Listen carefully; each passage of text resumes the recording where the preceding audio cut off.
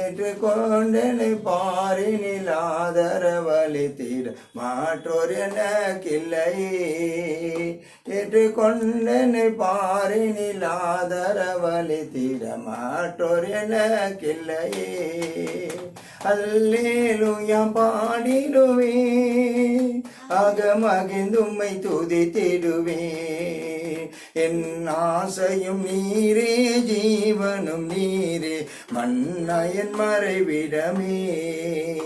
என் ஆசையும் நீரே, ஜீவனும் நீரே, மன்னயன் மறைவிடமே. உனக்காகவே யாவையும் செய்திடுவேன் என வாக்கு தத்தம் செய்தவர். உனக்காகவே யாவையும் செய்திடுவேன் என வாக்கு தத்தம் செய்தவர். எனக்காகவே தன் திருமைந்தனை ஈந்தவர் தனதகம் மாற்றுவாரே. எனக்காகவே தன் திருமைந்தனை ஈந்தவர் தனதகம் மாற்றுவாரே. அல்லேலூயா பாடிடுவே, அகமகிழ்ந்தும்மை துதித்திடுவே. என் ஆசையும் நீரே, ஜீவனும் நீரே, மன்னாயன் மறைவிடமே. என் ஆசையும் நீரே, ஜீவனும் நீரே, மன்னாயன் மறைவிடமே. பவசாபத்தின் குழியினில் விழுந்துமே நான் பரிதவிக்கையில் ரோகத்தினால். பவசாபத்தின் குழியினில் விழுந்துமே நான் பரிதவிக்கையில் ரோகத்தினால். பரிவோடென்னை கரமதை நீட்டி உயர்த்திட பரன் மனதிறங்கினீரே. பரிவோடனை கரமதை நீட்டி உயர்த்திட பரன் மனதிறங்கினீரே. அல்லேலூயா பாடிடுவே, அகமகிழ்ந்தும்மை துதித்திடுவே. என் ஆசையும் நீரே, ஜீவனும் நீரே, மன்னயன் புகலிடமே. என் ஆசையும் நீரே, ஜீவனும் நீரே, மன்னயன் மறைவிடமே. திரு ஆலயமாயந்தன் காயமதை உருவாக்கி நிராவியினான். திரு ஆலயமாயந்தன் காயமதை உருவாக்கி நிராவியினான். மறுரூபமயேகுவின் ஆகாயமீதின் மகிமையினால் அதிலே. மறுரூபமயேகுவின் ஆகாயமீதின் மகிமையினால் எதிலே. அல்லேலூயா பாடிடுவேன், அகமகிழ்ந்தும்மை துதித்திடுவே. என் ஆசையும் நீரே, ஜீவனும் நீரே, மன்னயன் மறைவிடமே.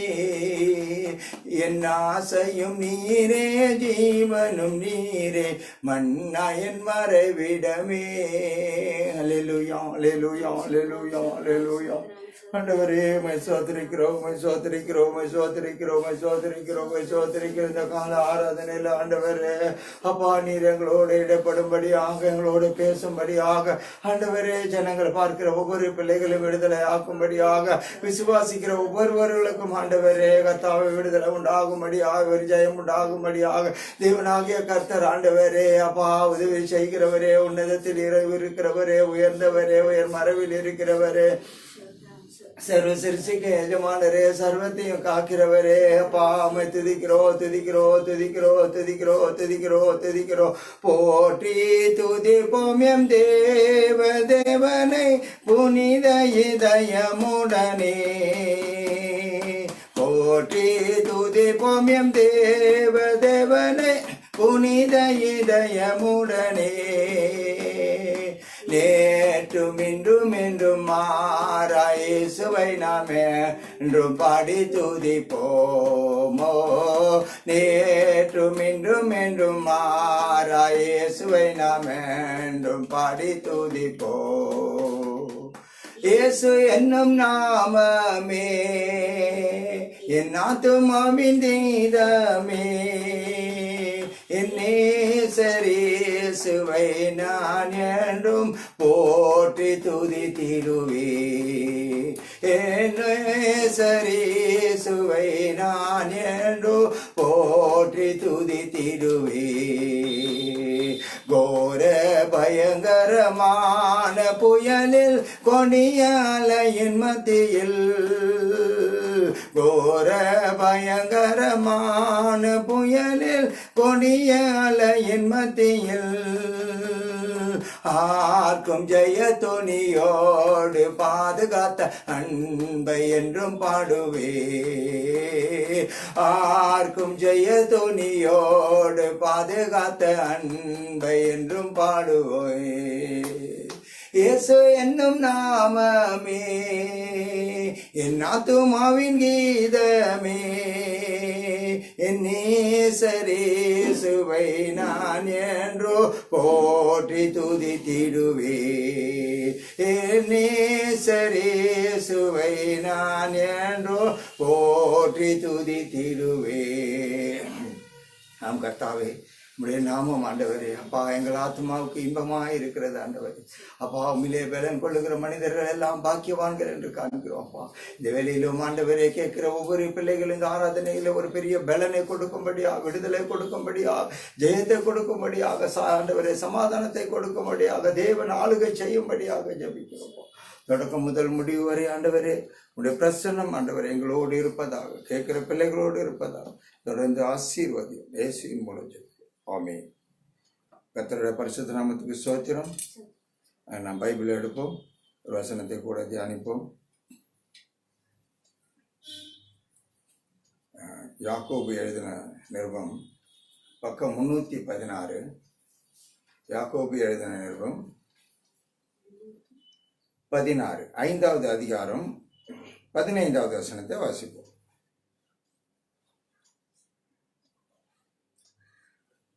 அப்பொழுது விசுவாசம் உள்ள ஜெபம் பிணியாளியை ரட்சிக்கும்.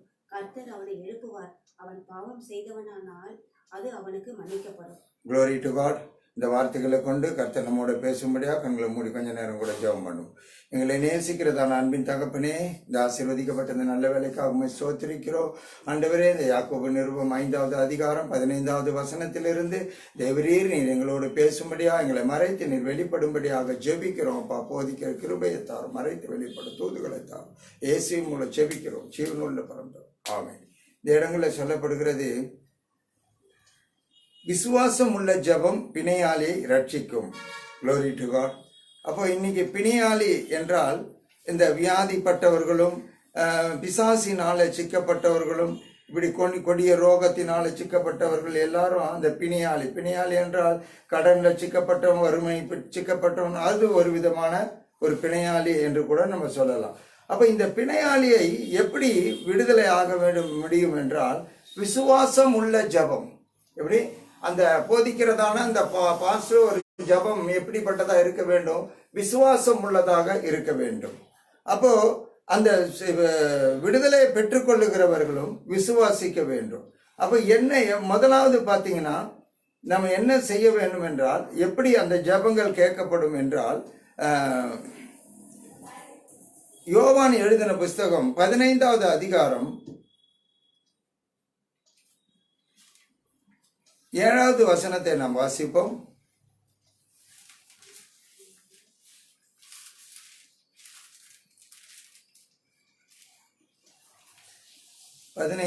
பக்கம் 150.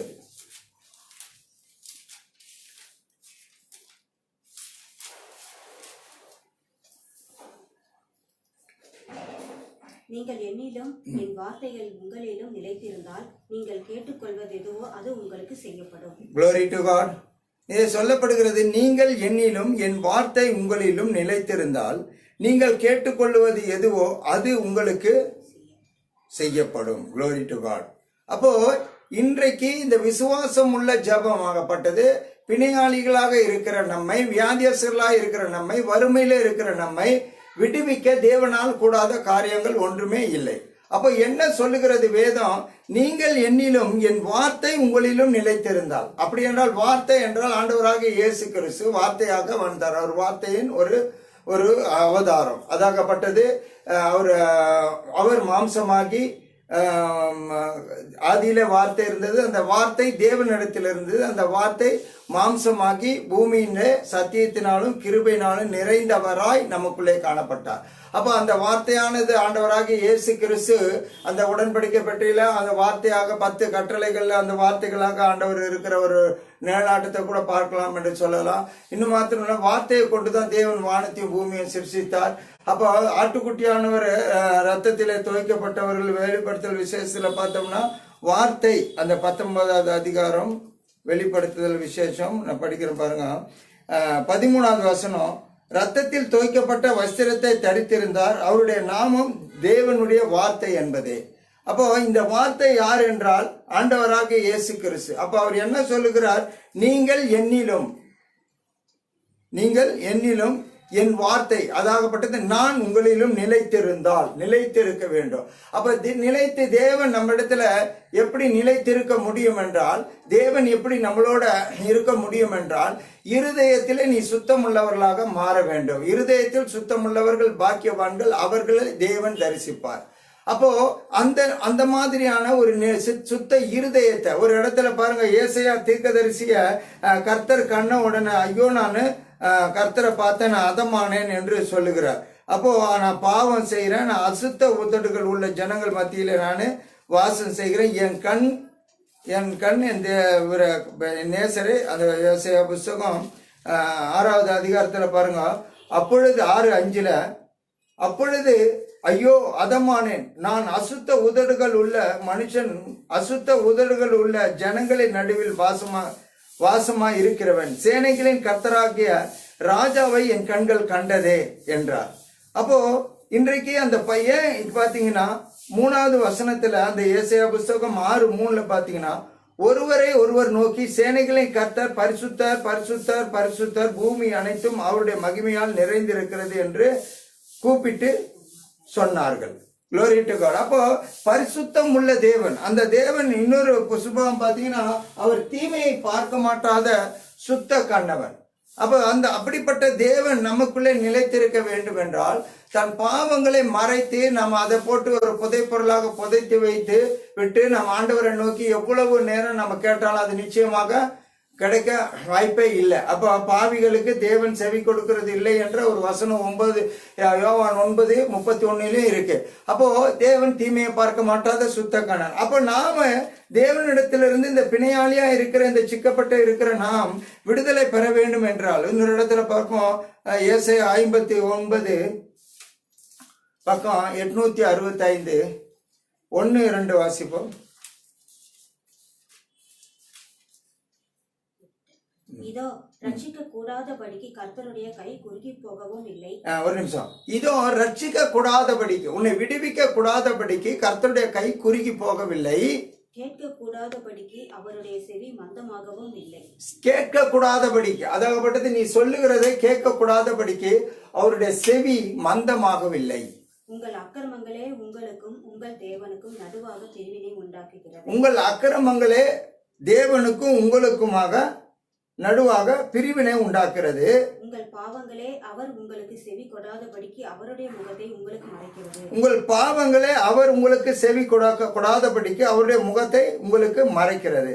அப்போ தேவன் தீமையை பார்க்க மாட்டாத சுத்த கண்ணன் சொல்லுகிறாரு. ஆண்டவராக இயேசு கிறிஸ்து கிட்ட பாத்தீங்கன்னா ரட்சிக்க கூடாதபடி அவருடைய கரம் என்னல்ல குறுகி போகவில்லை, கேட்கக்கூட அப்போஸ்தலர் நடவடிக்கை 4:12 கூட எடுத்துப்போம், கேட்கக்கூடாதபடிக்கு அவருடைய செவி மந்தமாகவில்லை. அப்ப இதற்கு என்ன காரணம் என்றால் நம்மளுடைய அக்கிரமங்களும் நம்மளுடைய பாவங்களை அவர் நமக்கு செவி கொடாதபடிக்கு, அந்த விடுதலை பெற்றுக்கொள்ளாதபடிக்கு தடையாக காணப்படுகிறது. அப்போஸ்தலர் நடவடிக்கை 4வது அதிகாரம் 12வது வசனத்தை நாம் வாசிப்போமானால் 165 பக்கம். சோத்ரம் சோத்ரம் சோத்ரம் சோத்ரம் சோத்ரம் சோத்ரம் சோத்ரம் சோத்ரம் சோத்ரம் 4:12 அப்போஸ்தலர் பக்கம் 165. சத்தமா படிங்க. அவராலே என்று சத்தமா அவராலே அன்றி வேறொருவராலும் ரட்சிப்பு இல்லை. அவராலே அன்றி வேறொருவராலும் ரட்சிப்பு இல்லை. நாம் ரட்சிக்கப்படும்படிக்கு வானத்தின் கீழெங்கும் மனுஷர்களுக்குள்ளே அவருடைய நாமமே அல்லாமல் வேறொரு நாமம் கட்டளையிடப்படவும் இல்லை என்றான். கர்த்தருக்கு ஸ்தோத்திரம். அப்போ இந்த ரட்சிப்பு யார் மூலமா வருகிறது என்றால், ஒரு அன்றைக்கு அப்போஸ்தலனாகிய பவுலை சிறைசாலைக்குள்ளே இருப்பார்கள். அவர்களை தேவன் விடுதலை ஆக்குவார். அந்த துதிக்கும் பொழுது கர்த்தர் அந்த சிறைச்சாலைகளின் கதவுகளை எல்லாம் சங்கிலிகளை எல்லாம் உடைத்து விடுதலை ஆக்குவார். அப்பொழுது அந்த சிப்பாய் கேட்பாரு, நாங்க ரட்சிக்கப்பட, நானே வீட்டவரும் ரட்சிக்கப்பட என்ன செய்யணும்? ரட்சிப்பு என்றால் விடுதலை. எதிலிருந்து விடுதலை? பாவத்திலிருந்து விடுதலை, நோயிலிருந்து விடுதலை, பிசாசின் பிடியில் இருந்து விடுதலை, பில்லிசூனிய கட்டுகளில் இருந்து விடுதலை, மாந்திரிகத்தில் இருந்து விடுதலை, இன்னும் அநேக லிஸ்டுகள் உங்களுக்குள்ளே இருக்குமானால் எல்லாவற்றிலும் இருந்து விடுதலைக்கு ஒரே அர்த்தம் ரட்சிப்பு. அப்ப அந்த ரட்சிக்க கூடாதபடி தேவனுடைய கரம் குறுகி போகவில்லை. உன்னை விடுவிக்க கூடாதபடி அவருடைய கரம் குறுகி போகவில்லை. உன்னை மீட்டு எடுக்க கூடாதபடிக்கோ நீ சொல்லுகிற வார்த்தையை கேட்க கூடாதபடிக்கு அவர் செவிகள் மந்தமாகவில்லை. அப்ப இந்த இடத்துல சொல்லப்படுகிறது, அவராலே அன்றி வேறு ஒருவராலும் ரட்சிப்பு இல்லை. ஏனென்றால் நம்மளை விடுதலை ஆக்கும்படியாக அவரே தன்னைத்தானே பலியாக ஒப்பு கொடுத்து 3ஆம் நாளிலே உயிர்த்தெழுந்து அவருக்குள்ளாக ஒரு மீட்பு உண்டாகும்படியாக தேவன் இப்படிப்பட்ட ஒரு வழியை உண்டாக்கி கொடுத்தார். இயேசு சொல்லுகிறார், நீ ரட்சிக்கப்படுவதற்கு நானே வழியும் சத்தியமும் ஜீவனுமாய் இருக்கிறேன், என்னை அல்லாமல் ஒருவரும் பிதாவின் இடத்தில் வரான். அப்ப இன்றைக்கு நமக்கு இந்த பூமியில வாழுகிற நமக்கு எல்லாவற்றிலிருந்து ஒரு விடுதலை, ஒரு ஜெயமான ஒரு ஜீவியம் வேணுமே. ஆனால் ஆண்டவராகிய இயேசு கிறிஸ்து நமக்குள்ளே வாசம் பண்ண வேண்டும். நீங்கள் என்னிலும் என் வார்த்தை உங்களிடம் நிலைத்திருந்தால் நீங்கள் கேட்டுக்கொள்வது எதுவோ அது உங்களுக்கு கொடுக்கப்படும். அப்ப இந்த வார்த்தைகளை நீங்கள் விசுவாசித்து, ஆண்டவராகிய இயேசு கிறிஸ்துவை விசுவாசித்து, நீ எப்படிப்பட்ட நோய்களும் அழகாகப்பட்டது விசுவாசம் உள்ள ஜெபம் பிணையாளியை ரட்சிக்கும். நீ ஒரு பிணையாளியா இருந்தால் நீயும் விசுவாசிக்க வேண்டும். ஒரு காரியத்தை நம்ம பார்ப்போம். மத்தேயு எழுதின சுவிசேஷம் 16வது அதிகாரம் 15வது அதிகாரம் பக்கம் 23.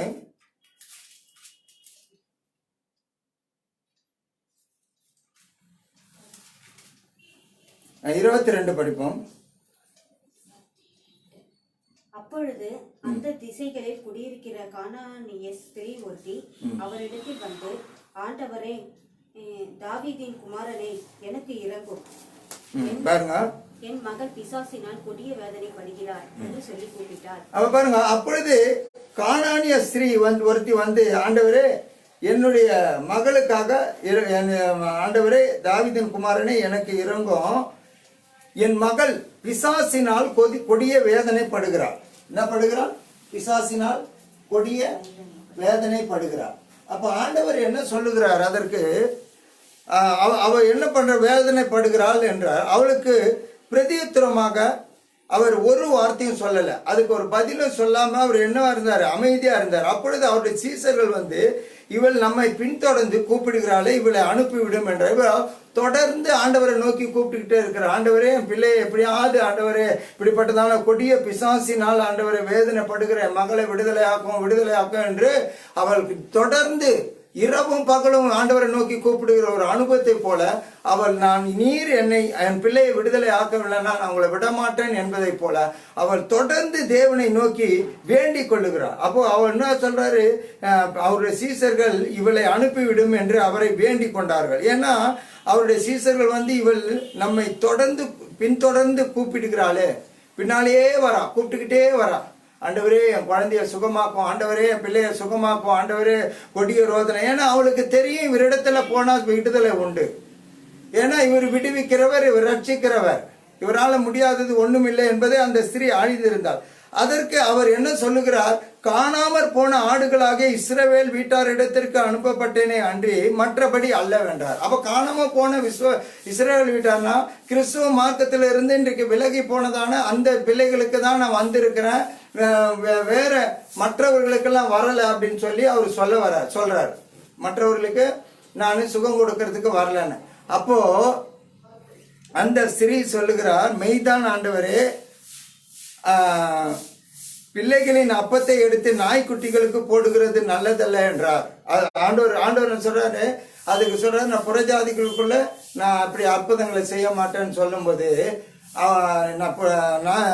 ஒரு உவமையாக சொல்றார், பிள்ளைகள் அப்பத்தை எடுத்து நாய்க்குட்டிகளுக்கு போடுகிறது நல்லதில்லை என்றார். அதற்கு அவள் என்ன சொல்றா, மெய்தான் ஆண்டவரே, ஆகிலும் நாய்க்குட்டிகள் தங்கள் மேஜைகளின் மேலிருந்து விழும் துணிக்கைகளை தின்னுமே. நாய்க்குட்டி கரெக்டு, நீங்க சொல்றது, பிள்ளைகள் அப்பத்தை எடுத்து நாய்க்குட்டிக்கு போட மாட்டேன் சொல்றீங்க கரெக்டு. ஆனா நீங்க மேஜையில வச்சுதானே எடுத்து கட் பண்ணி போடுவீங்க, அந்த துண்டுலாம் கீழே விழுமே, அப்ப அதை நாய்க்குட்டி தின்னுமே என்று அவ சொல்றான் அவருடைய வார்த்தையின்படி. அப்போ அவள் உடனே என்ன பண்றாரு, இயேசு அவ்விடம் விட்டு புறப்பட்டு கலிலே கடல் அருகே வந்து ஒரு மறையில போய் ஏறி உக்காந்தார். அப்ப என்ன சொல்றாரு அந்த இடத்துல இயேசு, அதுக்கு உடனே இல்ல அது இல்ல இது மேல 28, இயேசு அவளுக்கு பிரதியுத்தரமாக, ஸ்திரீயே உன் விசுவாசம் பெரியது. எப்படி? உன் விசுவாசம் எப்படிப்பட்டது? உன் விசுவாசம் பெரியது. ரெண்டாவது என்ன சொல்றாரு பாருங்க, நீ விரும்புகிறபடி உனக்கு ஆக கடவுது என்றார். Glory to God. அப்ப இன்றைக்கு நமக்கு ஆண்டவர் நம் மன விருப்பத்தின்படி கொடுக்க தேவன் வல்லவராயிருக்கிறார் தேவன். அப்போ முதலாவது நாம் என்ன செய்ய வேண்டும்? விசுவாசித்து, நதகப்பட்டது விசுவாசிக்கிறவர்களுக்கு நம்பப்படுகிறவர்களின் உறுதியும் காணப்படாதவர்களுமான நிச்சயமாய் இருக்கிறது. எபிரேயர் 11:1 கூட படிப்போம். விசுவாசம் என்பது எபிரேயர் பக்கம் 309 எடுங்க. 11:1 307 பக்கம் 1 307 பக்கம். சோத்ரம் சோத்ரம் சோத்ரம் சோத்ரம் சோத்ரம் 11:1. ஆமா. விசுவாசமானது நம்பப்படுகிறவர்களின் உறுதியும் காணப்படாதவைகளின் நிச்சயமுமாய் இருக்கிறது. அப்ப பாருங்க, விசுவாசம் ஆனது நம்பப்படுகிறவர்களின் உறுதியும், நீ நம்பினா அது உனக்கு ஒரு உறுதியா இருக்கு, காணப்படாதவைகளுடைய ஒரு நிச்சயமாய் இருக்கிறது. அப்ப இதுதான் விசுவாசம். அதாகப்பட்டது கிரகிக்க முடியாத அதிசயங்கள் ஆண்டவராகிய இயேசு கிறிஸ்து மெடிக்கல் மிராக்கள் என்று சொல்வதை போல ஒரு பெரிய அதிசயங்கள், இயற்கைக்கு அப்பாற்பட்ட ஒரு அதிசயங்களை தேவன் செய்ய வேண்டுமே. ஆனால் உன் விசுவாசம் உன்னை ரட்சிக்க வேண்டும். அந்த ஸ்திரீ சொல்லுகிற, ஆண்டவரே நீங்க கரெக்ட், நீங்க சொல்றது பிள்ளைகள் அப்பத்தை எடுத்து நம்ம நாய்க்குட்டிக்கு போடுவது நல்லதில்லைன்னு சொல்றீங்க, ஆனா அது கீழே விழுந்த துண்டை அந்த நாய்க்குட்டியாகிய மகள் தின்னுவாளே என்று சொல்லும் பொழுது அவர் என்ன பண்றாரு, எல்லாருக்கும் அந்த ரட்சிப்பை கொடுத்துட்டார், எல்லாருக்கும் அந்த விடுதலையை கொடுத்துட்டார். இன்றைக்கு இப்போ யாரும்